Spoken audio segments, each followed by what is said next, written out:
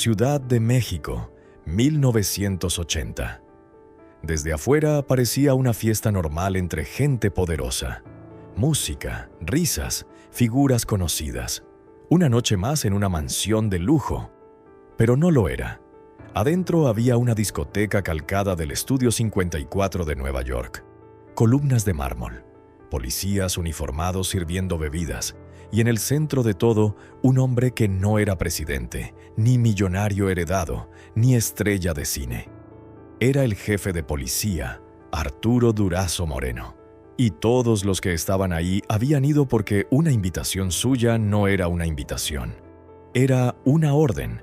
Para entender cómo un niño pobre de Sonora llegó a tener ese poder, hay que retroceder décadas, a una ciudad de provincia, a una amistad que cambió todo, y a las decisiones que convirtieron a Arturo Durazo Moreno en el hombre más temido de México sin que nadie pudiera hacer nada al respecto. Gran parte de lo que se sabe sobre su vida viene de testimonios, investigaciones periodísticas y del libro de su propio guardaespaldas. Algunas versiones coinciden, otras difieren, pero juntas cuentan una historia que México todavía no olvida. Arturo Durazo Moreno nació en Cumpas, Sonora. Fue el primero de una familia pobre. De joven se movió a la Ciudad de México a buscar lo que Sonora no podía darle.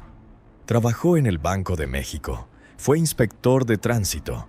Entró a la Dirección Federal de Seguridad.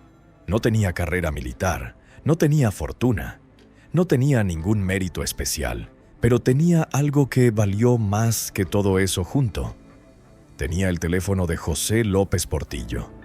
Los dos se habían conocido de jóvenes en la colonia del Valle. Compartieron calles, peleas y la complicidad de los que crecen juntos sin nada. En México de los años 70, donde la lealtad personal valía más que cualquier título universitario, tener al futuro presidente como cuate de la infancia era literalmente el boleto a cualquier lugar al que quisieras llegar. Cuando López Portillo ganó la presidencia, en 1976 no olvidó a su amigo. Lo nombró director de la Policía y Tránsito del Distrito Federal. El hombre, sin preparación, sin mérito documentado, quedó a cargo de la Corporación de Seguridad de la ciudad más grande de México. Y como si eso no fuera suficiente, también lo nombró general de división. Por decreto, sin haber pisado una academia militar en su vida. Los generales de carrera reaccionaron con indignación. Décadas de escalafón, de protocolo, de sacrificio. Y de repente el amigo del presidente amanecía con más estrellas que ellos en la gorra. Según el relato del guardaespaldas de Durazo, un general lo enfrentó en público. Al día siguiente Durazo apareció con 5 estrellas, solo para dejar claro quién mandaba. Durazo ya tenía el cargo, el título y el respaldo del presidente. En ese punto ya no necesitaba protección. Él era la protección. Y lo que vino después fue algo que ningún mexicano había visto con ese descaro. Desde el primer día, Durazo dejó claro que las reglas no aplicaban para él, no porque lo ocultara, sino porque ni siquiera se molestaba en disimularlo. En una entrevista televisiva de 1982, cuando un periodista le preguntó por sus mansiones, Durazo miró a la cámara y respondió con calma que todo era producto de su trabajo honesto, que había invertido bien. Nadie le creyó. Pero eso no importaba, porque Durazo ya operaba en un nivel donde la verdad no tenía consecuencias. Cada agente bajo su mando debía pagar una cuota para mantenerse en el cargo, para recibir equipamiento, para no ser trasladado a zonas peligrosas. Era un sistema de extorsión hacia adentro de la propia corporación. Simple, brutal, eficiente. En las calles, nada parecía fuera de lugar. Los patrulleros seguían circulando, los agentes saludaban a los ciudadanos. La ciudad funcionaba, como si nada de eso existiera. Pero detrás de esa normalidad, ese mismo sistema interno fue el que financió lo que vendría después. Y lo que vino después no era simplemente corrupción. Era algo considerablemente más grande. Algo que no aparecía en ningún registro oficial. Algo que explica por qué las mansiones, el Partenón y la discoteca eran solo la superficie de una historia mucho más oscura. Porque las cuotas de los policías no alcanzaban para construir lo que Durazo construyó. Para eso necesitaba algo más. Y ese algo más es lo que cambia completamente la escala de esta historia. El Partenón de Zihuatanejo no fue construido por contratistas privados. Fue construido por policías. Los mismos agentes que debían patrullar las calles de la Ciudad de México aparecían en Guerrero cargando bloques, mezclando cemento, instalando tuberías, sin pago adicional, sin elección. Si tu jefe te decía que ibas a construir su mansión, ibas a construir su mansión. Durante el día eran agentes del orden, patrullaban calles, respondían llamadas, cumplían su función. Por la noche, algunos de esos mismos hombres terminaban mezclando cemento en propiedades que nunca podrían pagar. Esa era la doble vida de la policía de Durazo. El lugar parecía un sueño imposible. 42 columnas griegas, vista al océano, escalinatas de mármol, estatuas de dioses en cada rincón. Y en el sótano una discoteca construida como réplica exacta del Estudio 54 de Nueva York. El club más famoso y excesivo del mundo en esa época. Pero cada detalle tenía un origen que nadie quería mencionar. En el Ajusco, al sur de la Ciudad de México, tenía otra propiedad: caballerizas, hipódromo privado, helipuerto, cine, gimnasio, sauna, jardines cuidados por policías de turno. La propiedad fue valuada en $250,000 cuando fue decomisada. En los años 80, eso era una fortuna inalcanzable para cualquier persona de clase media en México. Pero eso apenas era el principio. En total, al menos 20 propiedades en México, Estados Unidos y Canadá. Ninguna justificable con su salario de funcionario público. La pregunta obvia es ¿cómo? Las cuotas de los policías generaban dinero, sí, pero no suficiente para todo eso.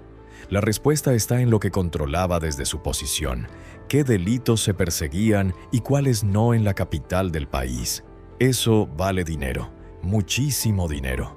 Las bandas organizadas que operaban en la ciudad no lo hacían por accidente, negociaban, y Durazo era con quien tocaba negociar. Uno de los nombres que aparece en varias investigaciones periodísticas de la época es el de Rafael Caro Quintero. No era el único, pero su presencia basta para entender el nivel en que operaba Durazo, y lo que viene después explica por qué nadie podía tocarlo. Existe un documento del Archivo General de la Nación que registra que en enero de 1976, antes de que López Portillo llegara a la presidencia, una corte de Florida acusó a Durazo de tráfico de cocaína. Según la investigación periodística que sacó ese documento a la luz, fue el propio López Portillo, en ese momento candidato presidencial, quien utilizó sus influencias para que el caso fuera cerrado. Si eso es cierto, significa que López Portillo sabía exactamente con quién estaba haciendo amistad. Con esos recursos fluyendo, el dinero llegaba a todas partes. Durazo regalaba monedas de oro con su nombre grabado. Organizaba fiestas que duraban noches enteras. Y en esas fiestas, los invitados no eran cualquier persona. Eran las personas que importaban en México. Políticos, empresarios, periodistas y artistas. Muchos artistas, porque Durazo tenía una fascinación particular por el mundo del espectáculo. Para él, rodearse de famosos era otra forma de poder, otra forma de tener información útil. Las fiestas no eran entretenimiento, eran una herramienta. Y esa herramienta funcionó perfectamente durante 6 años. Cada invitado que cruzaba esa reja monumental salía con algo pendiente, una deuda invisible, un compromiso no hablado. Eso no necesitaba amenazas explícitas, el sistema lo hacía solo. Pero hay una historia específica dentro de esas fiestas que involucra a uno de los artistas más famosos que México ha producido. Una historia que tiene 11 años, una voz extraordinaria y un padre dispuesto a todo, y que nadie que la conoce completamente puede ver de la misma manera después. Andrés García era en los años 70 una de las caras más reconocidas del cine mexicano, y fue él quien presentó a Durazo con Luisito Rey, el padre de Luis Miguel. García lo contó él mismo en múltiples entrevistas. Dijo que un día, mientras estaban reunidos en su casa, llegó un niño. El niño cantó, y Durazo quedó impactado. El niño tenía 11 años. Se llamaba Luis Miguel Gallego Basteri. La reacción de Durazo fue inmediata. Para alguien con su poder, impulsar a alguien no significaba recomendarlo. Significaba llamar al lugar correcto y que las puertas se abrieran. Durazo gestionó para que Luis Miguel cantara en la boda de la hija del presidente el 29 de mayo de 1981. Después de esa presentación, consiguió que el niño apareciera en Siempre en Domingo, el programa de variedades más importante de México. Esa parte nadie la discute. El debut de Luis Miguel, la plataforma que lo lanzó a la fama, pasó por la intervención directa del hombre más temido de México. Lo que sí se discute es la naturaleza exacta del intercambio que hizo posible ese favor, porque Durazo no era conocido por hacer cosas gratis, y Luisito Rey tampoco era conocido por los medios que usaba para conseguir lo que quería. Varios testimonios publicados a lo largo de los años, incluyendo el del tío paterno de Luis Miguel y el de personas cercanas a la familia, coinciden en ciertas versiones no confirmadas, que Luisito Rey usó a Marcela Basteri, la madre de Luis Miguel, como moneda de cambio en su relación con Durazo, que la llevaba a sus reuniones, que ella, según esas versiones, no iba por gusto. Es importante subrayar que hasta hoy no existe una versión oficial que confirme estos hechos. Marcela Basteri desapareció en 1986 sin que su paradero haya sido establecido. Andrés García habló del tema con una franqueza que no dejaba mucho espacio para la ambigüedad. Dijo que Luisito Rey le había pedido a Durazo que se deshiciera de Marcela, y que Durazo se negó.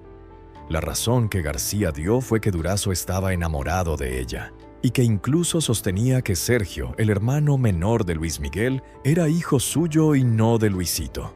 García dijo que no quería revelar lo que sabía sobre el paradero de Marcela por respeto a Luis Miguel. Esas son versiones de alguien que afirmaba haber estado cerca de los hechos, aunque no son hechos establecidos, pero tampoco pueden ignorarse. Luis Miguel y su familia no eran los únicos artistas que pasaban por esas fiestas. Había nombres que la prensa de la época susurraba sin publicar. Lo que ocurría afuera de cámaras era otra historia. La época de los 70 y principios de los 80 fue el periodo dorado de las vedettes y del cine de ficheras.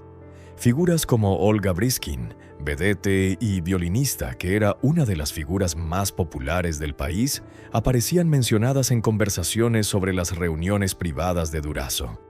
También circuló en su momento el nombre de Verónica Castro. Ninguno de estos rumores fue confirmado oficialmente. Ninguna de las personas mencionadas hizo declaraciones al respecto. Se trata de versiones que circularon en medios y conversaciones de la época, y deben verse como eso.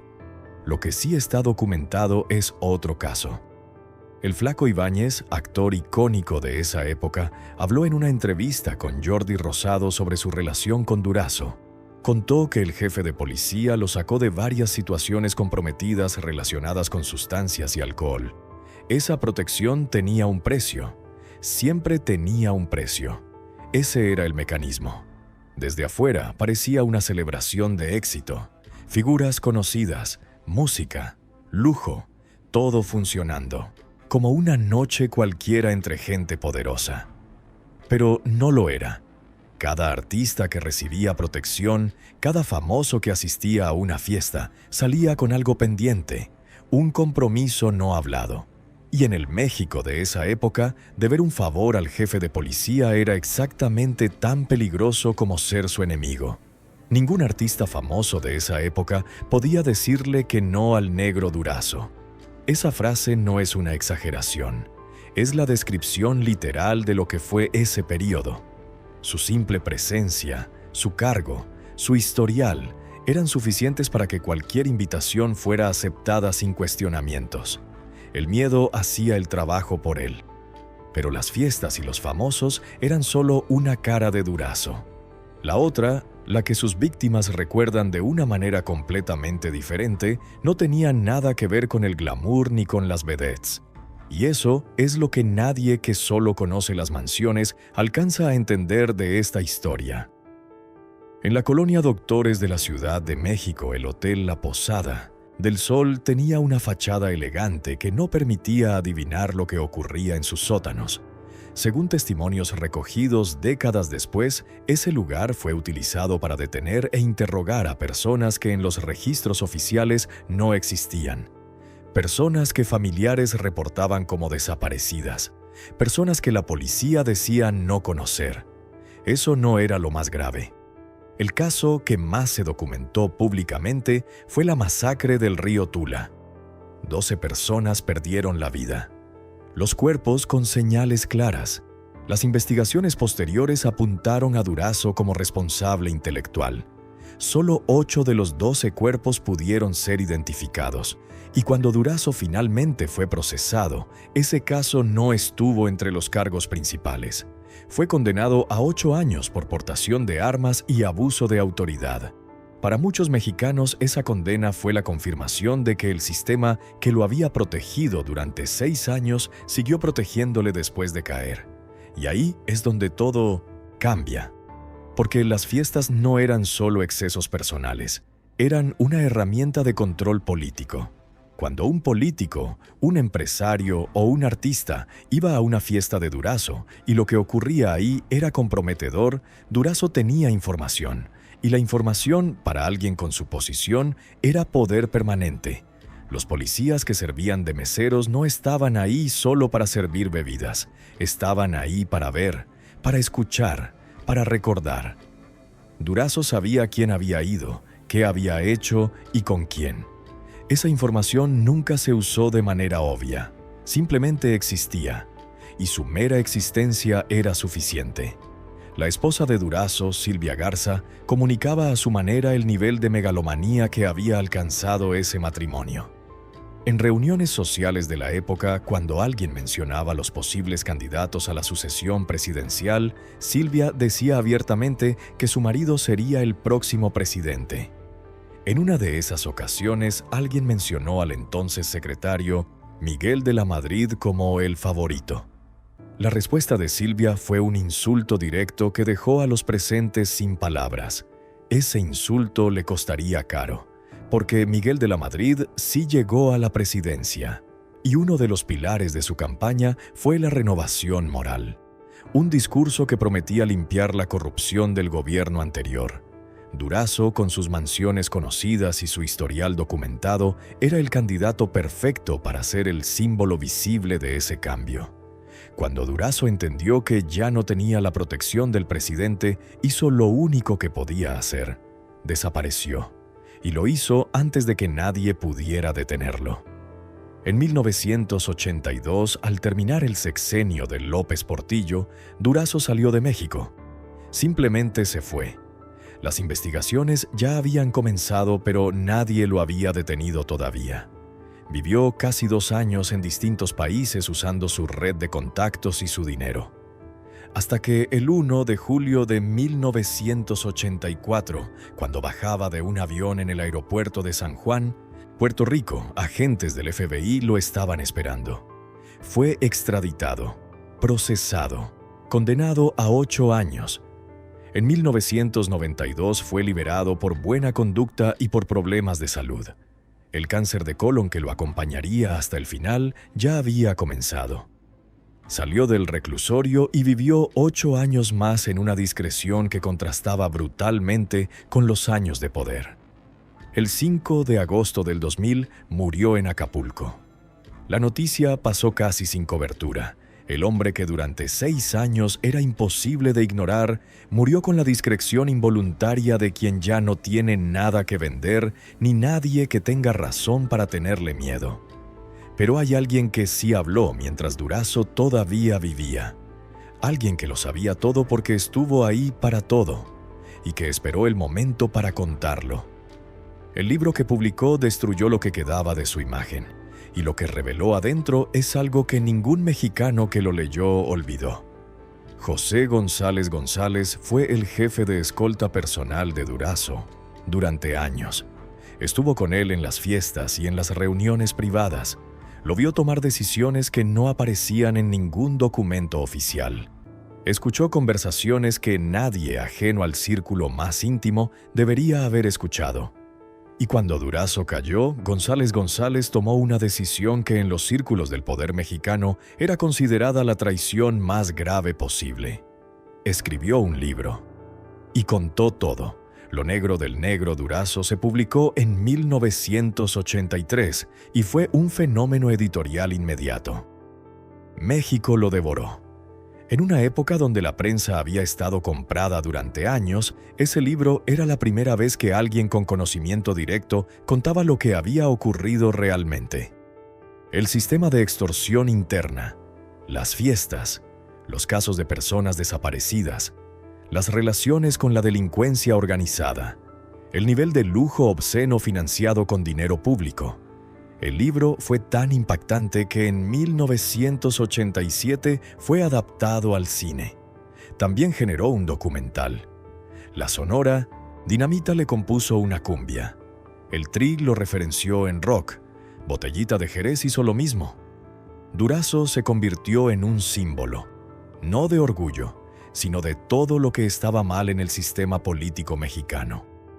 González González describió a Durazo como un hombre violento, prepotente y sin escrúpulos.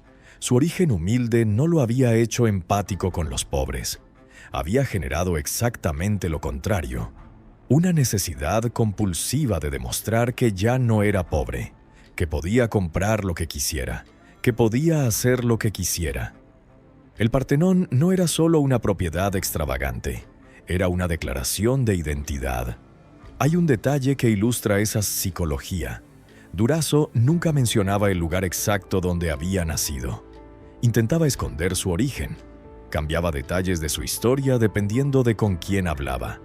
Como si Cumpas, Sonora, fuera algo de lo que había que avergonzarse. Incapaz de construir una identidad diferente que no dependiera de la ostentación y el miedo, atrapado entre lo que había sido y lo que quería parecer. El libro de González González destruyó la imagen de Durazo, pero también desató algo más incómodo. Desató la pregunta que México sabía, pero no decía en voz alta. Durazo pudo hacer lo que hizo durante 6 años no solo porque López Portillo era su amigo, sino porque el sistema político mexicano de esa época estaba diseñado para que fuera posible. La prensa comprada, la justicia subordinada al ejecutivo, la policía como herramienta personal, la delincuencia organizada como socio de facto del Estado. Ninguna de esas condiciones las inventó Durazo. Él simplemente las aprovechó con un descaro que no tenía precedente conocido.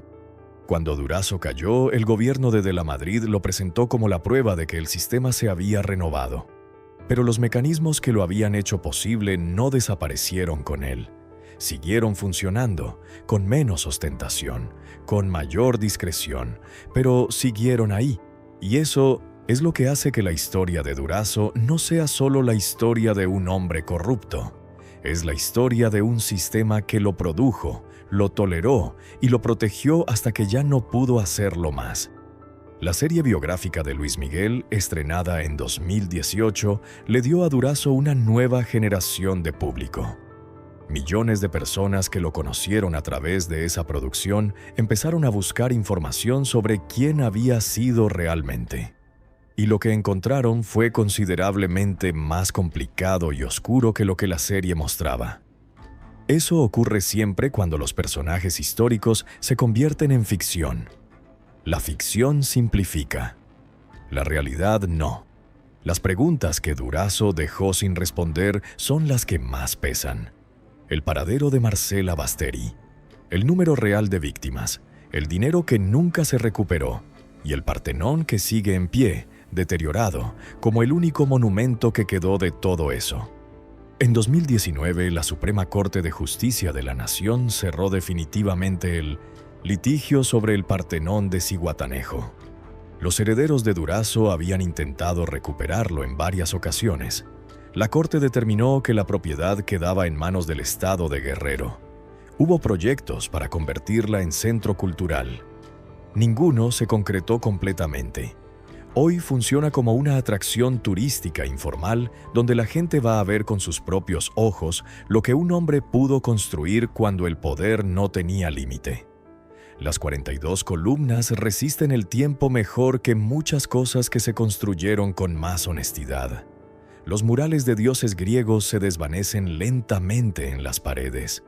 La alberca ya no tiene agua. La discoteca, que fue copia del Estudio 54, lleva décadas en silencio. Y los turistas que llegan no saben exactamente cómo procesar lo que ven, porque ese lugar es extrañamente bello y profundamente perturbador al mismo tiempo.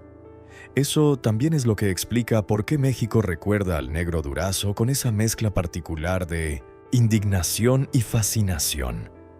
La Sonora Dinamita le compuso una cumbia. El Tri le dedicó una canción. Botellita de Jerez lo inmortalizó. Eso no le pasó a ningún otro funcionario corrupto de esa época. Le pasó a Durazo porque su historia era tan exagerada, tan absurda en su descaro, tan cinematográfica en su escala, que resultaba casi irreal. Un Partenón griego en Guerrero construido por policías. Una discoteca como el Estudio 54 en el sótano. Leones en el jardín. Pero debajo de esa capa de absurdo hay una historia genuinamente oscura que no permite la risa completa. Las víctimas de la masacre del río Tula, las personas desaparecidas en los sótanos de la Posada del Sol, los policías tratados como servidumbre, las mujeres que según versiones no confirmadas fueron usadas como moneda de cambio. Esas historias no caben en una canción de cumbia. José López Portillo, el presidente que hizo todo eso posible, murió en 2004 sin ser procesado por nada relacionado con Durazo. Vivió sus últimos años con sus memorias publicadas y sus versiones de los hechos intactas. La renovación moral que supuestamente terminó con ese sistema fue principalmente una operación de relaciones públicas. Encontró en Durazo al chivo expiatorio perfecto y dejó intactos los mecanismos que lo habían producido. Andrés García habló de Durazo en sus últimos años con una mezcla de fascinación y distancia. Lo llamó inteligente. Dijo que era un gran conocedor del alma mexicana, que por eso había manejado tan bien todo lo que manejó. Esa valoración dice mucho sobre cómo ciertos círculos en México procesan a los hombres de poder que cruzan todas las líneas, con una admiración que no termina de reconocerse como tal. Las preguntas más importantes que dejó Durazo nunca tuvieron respuesta oficial. El paradero de Marcela Basteri, el alcance real de sus vínculos con el crimen organizado, el dinero que se evaporó y lo que realmente ocurrió en la Posada del Sol. Esas preguntas siguen abiertas y probablemente lo seguirán estando. La última imagen que existe de Durazo vivo es de un hombre viejo y enfermo en Acapulco, sin el uniforme de 5 estrellas, sin las mansiones, sin los policías de meseros, sin las fiestas y sin los famosos que no podían negarse, sin el poder que lo había definido completamente. Solo un hombre de 70 y tantos años esperando un final que llegó el 5 de agosto del 2000. El poder de Durazo nunca fue suyo, fue prestado. Y cuando se lo devolvieron no quedó nada. Ese es el detalle más revelador de toda su historia, porque el poder prestado siempre se devuelve, tarde o temprano, con o sin voluntad del que lo tiene. Lo que sí quedó fue el Partenón, las canciones, el libro de su guardaespaldas, las preguntas sin respuesta sobre Marcela Basteri, la carrera de Luis Miguel que empezó en una fiesta de ese hombre cuando el cantante tenía 11 años. Y la memoria de un México que aprendió de la manera más dolorosa lo que pasa cuando alguien tiene demasiado poder y nadie puede decir que no. El Partenón sigue ahí, no como símbolo de grandeza, sino como recordatorio de lo que ocurre cuando el poder no tiene límite y nadie puede decir que no. Hay una pregunta que vale la pena hacerse al cerrar esta historia. ¿Por qué México no olvida al negro Durazo? Han pasado décadas. Hay casos de corrupción más recientes, más documentadas, más grandes en escala. Y sin embargo, Durazo sigue siendo el nombre que aparece cuando alguien quiere hablar de impunidad, de poder sin límite, de lo que puede pasar cuando un sistema decide mirar para otro lado. La respuesta tiene que ver con algo que él representó con una claridad que pocos han igualado: la distancia entre lo que se dice y lo que se hace, entre la imagen pública y la realidad privada, entre el uniforme que promete proteger y la mano que extorsiona. Durazo no inventó esa distancia, pero la llevó a un extremo tan visible, tan documentado, tan imposible de ignorar, que se convirtió en símbolo de ella. La historia de Durazo le dice a México algo más incómodo que la historia de un hombre corrupto. Le dice que la corrupción de esa magnitud no es el producto de un hombre malo en un sistema bueno. Es el producto de un sistema que produce hombres como Durazo porque le conviene, que los tolera porque les son útiles, y que solo los sacrifica cuando se vuelven un problema que ya no puede ignorarse. Eso no cambió completamente cuando Durazo fue preso. Ese mismo sistema que lo produjo siguió funcionando con nombres diferentes. Esa es la parte de la historia que las canciones y las películas no cuentan. La parte que incomoda más que el Partenón y las discotecas y los leones en el jardín. El Flaco Ibáñez, que habló de Durazo con la naturalidad de quien recuerda una época que ya pasó, dijo algo que resume bien cómo cierta parte de México procesó a ese hombre. Con humor, con distancia, con la idea de que era algo tan exagerado que pedía ser convertido en personaje. Y esa conversión en personaje, la cumbia, la película, el meme, es también una forma de no ver completamente lo que estaba detrás. Las preguntas que Durazo no respondió antes de morir son las que más pesan. ¿Dónde está Marcela Basteri? ¿Cuántas personas pasaron por la Posada del Sol sin que nadie lo registrara? ¿Qué pasó exactamente con el dinero que no se recuperó? Esas preguntas no tienen respuesta. Las personas que podían darla ya no están o eligieron el silencio. Y el silencio en esta historia siempre ha sido la herramienta más poderosa de todas. La serie de Luis Miguel le dio a Durazo una nueva generación de público que no había nacido durante su época. Millones de personas que lo conocieron como personaje de ficción empezaron a buscar al hombre real. Y lo que encontraron, como ocurre siempre, era más complicado, más oscuro y más incómodo que cualquier versión dramatizada. La realidad de Durazo no necesitaba guionistas. Ya tenía todo. Arturo Durazo Moreno fue producto de su tiempo y de su sistema. Eso no lo absuelve de nada. Pero entenderlo requiere entender también qué hacía posible que alguien como él existiera. Un sistema de partido único donde la lealtad personal valía más que cualquier mérito. Una prensa comprable. Una justicia subordinada. Una sociedad que aprendía desde temprano que ciertas preguntas era mejor no hacer. Todo eso junto produjo al negro Durazo. Y todo eso junto lo toleró durante 6 años. El poder prestado siempre se devuelve. Durazo lo devolvió en 1982, cuando el presidente que se lo había dado terminó su mandato y el siguiente decidió que ya no era conveniente. El hombre más temido de México se convirtió de un día para otro en el hombre al que todos podían perseguir. Eso también forma parte de la historia, porque el poder que depende completamente de otra persona nunca es verdaderamente tuyo. Si algún día visitas el Partenón de Zihuatanejo y caminas entre sus columnas griegas, entre sus murales desvanecidos y sus salones vacíos, piensa en lo que costó construirlo. No en pesos, en algo que no tiene precio y que nadie que estuvo ahí pidió pagar. El Partenón sigue ahí, no como símbolo de grandeza, sino como recordatorio de lo que ocurre cuando el poder no tiene límite y nadie puede decir que no. Pero hay algo más incómodo en todo esto, porque cuando una historia como esta se convierte en serie, en canción o en anécdota repetida, corre el riesgo de volverse lejana, de sentirse como algo que ya pasó. como si perteneciera a otro México que ya no existe. Y esa es quizá la ilusión más peligrosa de todas, porque las estructuras que hicieron posible a Durazo no desaparecen de un día para otro. Cambian de forma, se adaptan, se vuelven menos visibles, más cuidadosas, más discretas, pero siguen ahí, operando en silencio, sosteniéndose en las mismas dinámicas de poder, de lealtad y de silencio que durante décadas definieron la vida pública del país. Y es ahí donde esta historia deja de ser solo pasado, porque no habla únicamente de un hombre, ni de una época específica.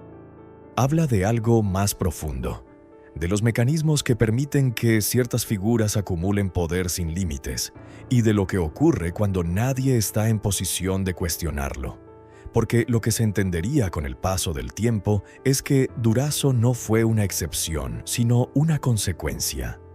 El Partenón, las fiestas, los uniformes convertidos en servidumbre, los favores que nunca se olvidaban. Todo eso fue visible. Pero lo verdaderamente importante siempre fue lo invisible. Las decisiones que no quedaron registradas. Las conversaciones que nunca se hicieron públicas. Las redes que siguieron funcionando incluso después de que él ya no estaba.